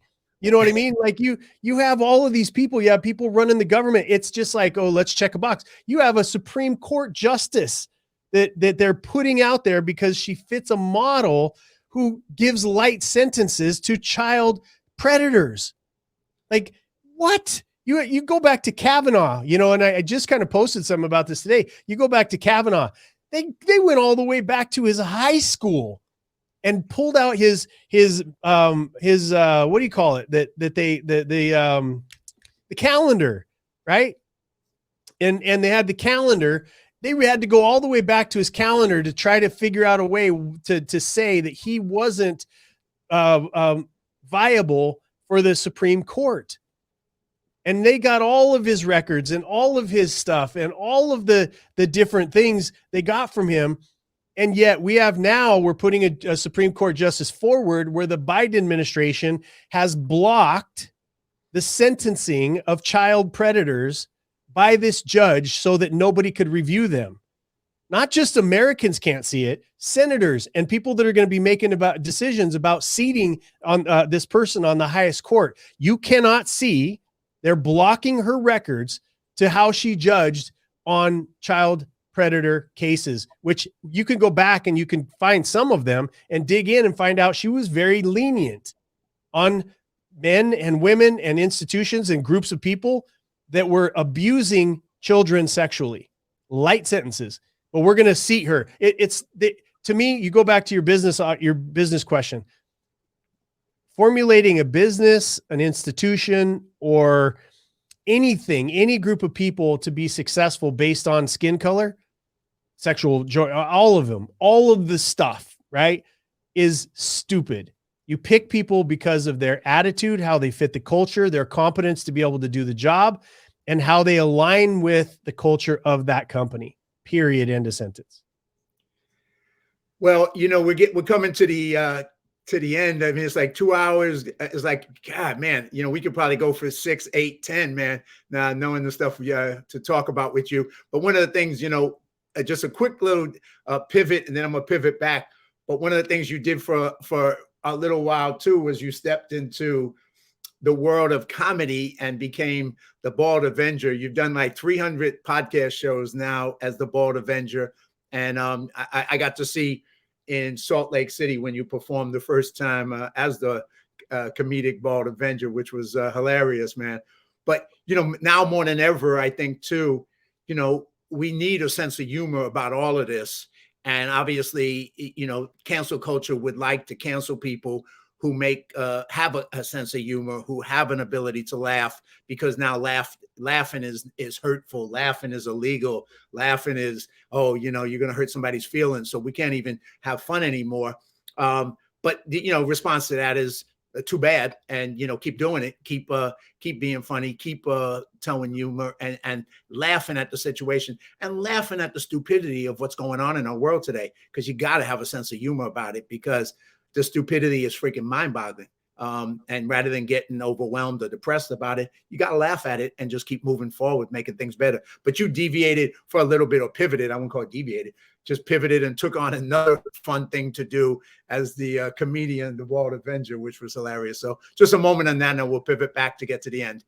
Yeah, it's you know, I've got a couple of really great shows written and ready to go, you know, when and if I decide to go down that path. But I mean, you saw the content that I attacked. I didn't become a comedian because I wanted to be, you know, wildly rich because I was a famous comedian. I did it because I think the driving impact of the greatest world-changing comics did it because they had something to say, and the way to tell, you know, I mean, you go back to any of the greats, right? You go back to you know, what they were talking about. They were addressing a societal ill of the time, and they were doing it in a way that would bring, you know, Richard Pryor, bringing whites and blacks together in an environment to make fun of things on the black side and on the white side, but to bring them together around this concept of laughter. And that's the only reason I wanted to go down that path, and still am on that path, because at the end of the day, people ask me all the time, all the dark stuff that you see, Jason, how do you keep a happy look on your face? And it was because of a conversation with a mentor that told me, hey, you know, if you become depressed, if you start whining and bitching and moaning and complaining about everything, and that's all you ever do, people are going to get tired of being around you.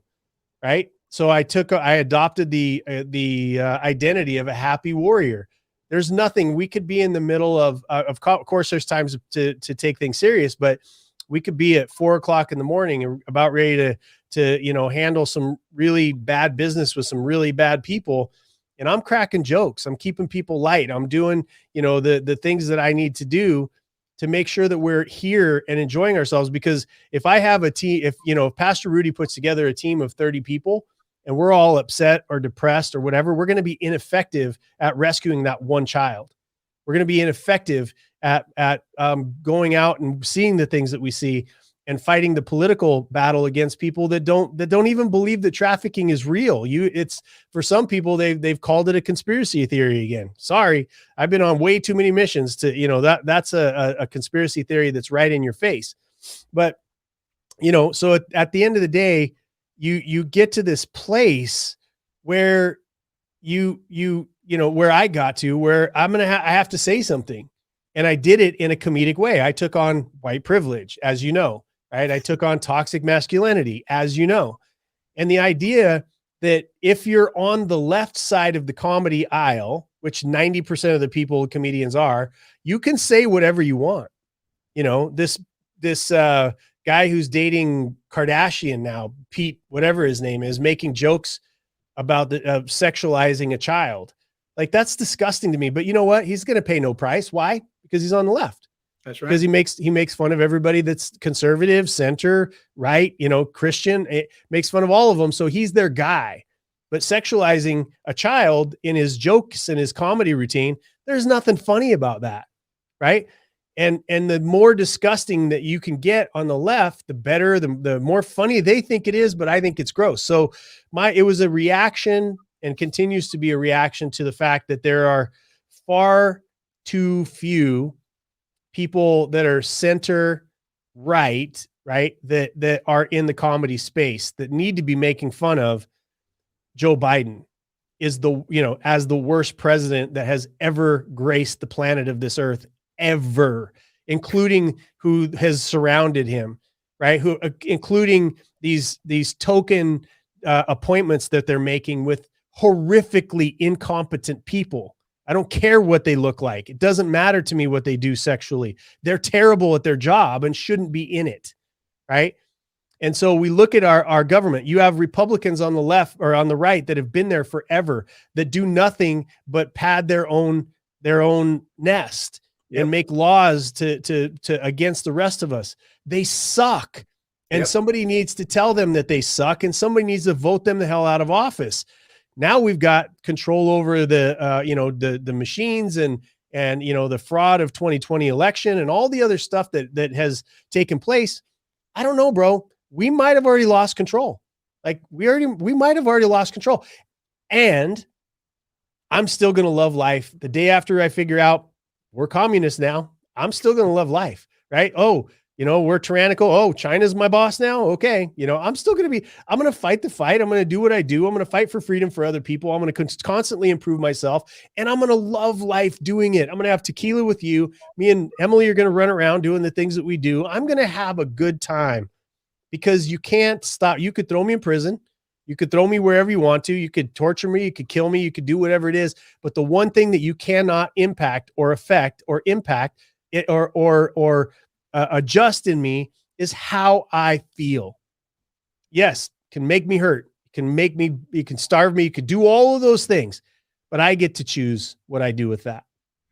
Well, I know I remember you once talked about him, and we've talked about, but it's like the book by Viktor Frankl, Man's Search for Meaning. Yeah. Man's Search for Meaning. And you're 100% right, because that's, what a great, powerful book, and what a great message, and what he experienced under, in the Holocaust and under the Nazis. But once again, the power of, you can't take away the meaning you give to something, and you have that, we have that. And that's, I agree with you 100%. We're going to drink tequila. We're going to have fun. And at the same time, you can do everything you can, because I seen communism up close and personal. And it's the last thing that's needed in America, but it's also the last thing that's needed anywhere as well, because the Chinese people deserve better. They deserve freedom. The North Korean people deserve freedom. People do not deserve to live under that kind of regimes. But, the fight goes on, and we'll continue. Well, we deserve what we accept. Yeah, and, but they're in a situation that they don't have an ability, because they don't have ability to get weapons. They don't have an ability to fight back. And nevertheless, they are still fighting back. And on many levels, we don't see what goes on under the ground in China, but there is people and there are movements that are working to get rid of that tyrannical regimes. There's a billion of them, and maybe like 500,000. There's a billion Chinese, and maybe 500,000 at the top end. In the Communist Party leadership, right? Yep. Right? Less. So yeah, no, it is. And remember, we never thought that the Soviet Union was going to collapse and the wall was going to come down. I was with a old military veteran a couple of days ago. He got a chance to run the first marathon of his life in Germany. When he was in the military, he ran from West Germany to East Germany when the wall came down. What a freaking experience to be able to go and see what freedom accomplished. And, so freedom does win. And even if it takes a long time, I believe, I'm optimistic. I think freedom wins. It's just a matter of when. So we'll stay optimistic. As I try and wrap up with you, tell me, just on your whole, you've been on a hell of a speaking tour across the country. Tell us a little bit about that, and, what you learned from it, the people you connected with, the audience, just the impact that it's had on you as well. Yeah, it's interesting, because the reason why I think that I've gotten invited to do the things that I do is because I'm not, I'm going to say what I believe, and I have been wrong multiple times on a lot of stuff, but not in the last 2 years, right? I have a scary good record over the last couple of years. And so, being able to stand up and say, okay, I'm going to put my stuff on the line, and I'm going to do it for no other purpose than standing up for my country. It's the least I can do. I mean, we have people that are dying in service, right? That are stepping in front of bullets. The least I can do is use my platform and my ability that God's given me over the years to be able to develop a way to communicate to large groups of people, to say, hey, there's some stuff going on here that's wrong, and I have people on the right that hate me just as bad as people on the left, because there's a pragmatism to freedom, right? There's a pragmatism to sovereignty. There's an individual one-on-one presence conversation that you can only have in person, that will shift somebody from fear to inspiration, to move them into understanding that freedom and your rights do not come from man. They don't come from the president of the United States. They don't come from the president of China, the premier of this country, the premier of that country. It comes from God. That's the concept of sovereignty, right? You are sovereign unto yourself, and being able to transmit that and sit back and, and do the things. I could be on permanent vacation, bro. You know that, to sit back and to do that and go, hey, whatever happens with the world, I'm good. But again, that wouldn't have made me proud to be my children's father. That's not the decision I made. I said, let me go out on the stages. I'll travel with General Flynn and Lee Dundas and all the people, and I'll go out and I'll talk to people and tell them my perspective. I'm not as I don't know what the word is that I want to use, but I'm not as far right as everybody thinks I am. And I'm definitely not far left, but that middle of the road, I had somebody tell me one time, Jason, the only thing in the middle of the road is roadkill. And I guess that's the fight. That's the hill I decide to die on, is to say, there's a middle of the road, right? There is a way that we can all bring this back together, that we can get rid of the criminals that happen to call themselves our leaders right now, and that we can take this country back and have another 250 years of prosperity. But we have to come together as people, and I can't make everybody hate me that, you know, because the people that don't like me are the people that are at the heads of cartels or gangs that are losing their profit because of the work we're doing in trafficking. The Republicans or the Democrats that are getting, you know, spoken out against and are being primaried and getting kicked out of their office for, you know, lesser known America First patriots, right? Those that causes a bunch of discomfort on both sides of the control factor.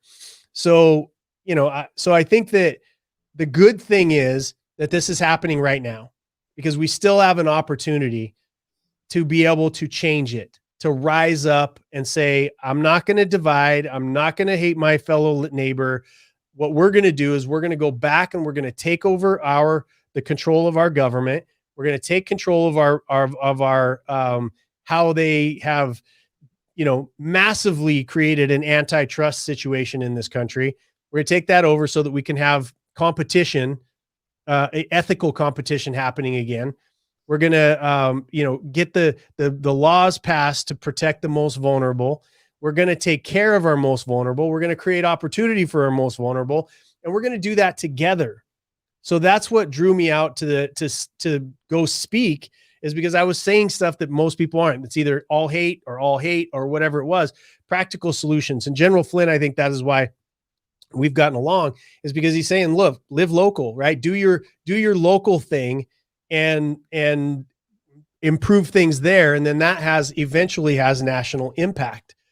So it's been a crazy tour. It's been a crazy couple of years. And, you know, and I've really enjoyed myself. Throughout history, I couldn't pick a better time to want to be alive than right now. And, you know, after all the things that we talk about, people were like, God, how, you know, what you got to be excited, right? If you've ever wanted opportunity in your life, right now is the time staring you in the face. When things are running well, this goes back to my career as a turnaround specialist. If companies weren't screwed up, I would have no opportunity. I would have never been able to make anything of myself if every company was ran perfectly. This country's not run perfectly. The world's not going perfectly. And in those situations, if you genuinely want to be a leader and you genuinely want to participate in opportunity, now's the time. Because to your point, John, the spirit that built the United States of America, the spirit that has freed men and women and children around the world in their own countries, freedom-loving countries. We're not the only one, right? Freedom-loving countries, that spirit is going to be the thing that wins the day. You have entire alternative economy developing under our feet. That is going to be those are going to be the companies of the future, the Telegrams, the Rumbles, the ones that are giving people the ability to free speech. You know, those companies. There will be a backlash on the antitrust of Google, the antitrust of Apple, Amazon, all these companies that are doing as well as they're doing because they're crushing competition through an unholy alliance with criminal politicians. Right. And the media is their lapdogs and their speaking points. So that's why I went out on the road. That's what I do when I go speak, is inspire people that they are the hero in their own story, and give them practical tools of how to be able to do that. You know, I mean, that's great, because you reminded me, Jason, I was at a rally a couple of years ago, political rally, conservative rally, and there was a young Antifa kid who was there counter protesting, and he was arguing with the people, and it was kind of like a nasty, heated argument. And I kind of intervened, and I started talking to the kid, and I just said to him, I said, you know, let me just say, you know, one, you're courageous for being out here for one. I said, and two, I said, I just want to say to you, you know, I was like you when I was 18 years old. I said, matter of fact, you were probably a lot more conservative than me. I said, I was hanging out with the Black Panthers and the Black Muslims and trying to overthrow the U.S. government. And I got an FBI record. And I said, but, you know, you have your ideas and you think they're right. And I thought all my ideas were right. I said, but, you know, you need to just think some more. You need to read more, and not just the opinion that you believe right now. And I said, you know, I respect that you're willing to take action, but you got to do some more thinking. And so anyway, I had this conversation with the kid, and everybody else was angrily trying to shout at him. And I was having a real respectful, and maybe because I was him at one point in my life, I understood that where his intentions were. But at the end of the day, it was like when we finished the conversation, he thanked me and he said, I thank you so much for the way you treated me and you had that conversation with me. And I think that's somewhat like you laid out in that whole thing. That's what we can bring, is that we don't have to bring anger, hatred, and any of that nonsense to the conversation. You know, we can bring happiness and love and compassion and just some damn dialogue, humor, and find a way to get people to, you know, think a little bit more, you know, begin to like have this conversation. I can talk to anybody. I'm not afraid. I know you can talk to anybody and you're not afraid. That's what people need to learn, is to be able to have those conversations and not be afraid. It's like, what's the big 100%. deal? You know, Yeah. grow, man, you know, grow. And so you shared a ton of stuff, you know, and we could go on. Like I said, Christopher said, you know, we could do a 10-hour show. So, and I'm sure we could, you know, over tequila would be a lot more fun. Oh, it would be out of control. we ought to do like a monthly, like, you know, John and Jason do tequila, like, you know, I'm liking that. Steak and tequila. We'll have steak and tequila. There you go. But I would like to do that. We should have one of those nights. That would be fun, man. Yeah. Do a live show. It would like probably need to be deleted immediately, but you know, whatever. Well, we can record it and then we can decide whether whether we want to air it or not. Yeah, or we can like give it to somebody so they. That's the issue, though. They can blackmail us with it. Look, if I'm not, if you don't have, because I say the same stuff sober that I would when I'm drinking tequila. I know you do. I know you do. So just you speak a little slower when you're drinking, but you know, just a little slower. Yeah. Little shots we had. I remember that night in Salt Lake. That was one hell of a fun night. Oh, a blast. But we definitely did it. Well, thank you so much, Jason. I don't know if you want to finish on any note, if you want to say anything else, but I think we covered a ton of material for people and giving people a lot to think about and a lot to reflect on. Well, a couple of things, you know, I believe that, you know, to your point of yelling at that boy or, you know, giving him some, you know, wisdom from your experience, it's, you know, that's that statement. I don't know who said it to me first, but it stuck, is a person convinced against their will is of the same opinion still. And that's what, you know, I love having Democrats on my show. I love having Republicans on my show. I love having people that can, you know, explain their position so that I can become more educated on what I say and ultimately what actions I take. Right. Because that I know is going to be my legacy, is when you string together all of my behaviors, the results that those behaviors create is called my legacy. That's going to be the results of my life. And I want that, the standard of that, I want it to be high, and I want it to be something that gives my family pride to carry on that legacy and to continue in that fashion. And that doesn't mean destroying other people. And people get angry when I have Democrats on, I don't destroy them. When I get Republicans on, I don't destroy them. I want to hear what's driving them and what they suggest, or are they just throwing bombs? You know, because there's a lot of that out there especially in the Patriot space, people throwing bombs because it gets people hyped up. You know, nobody knows what it means, but it's provocative, it gets people going. There's got to be common sense solutions, and we all have to be the ones that participate in it, because it's our government. While it still is, it's our government.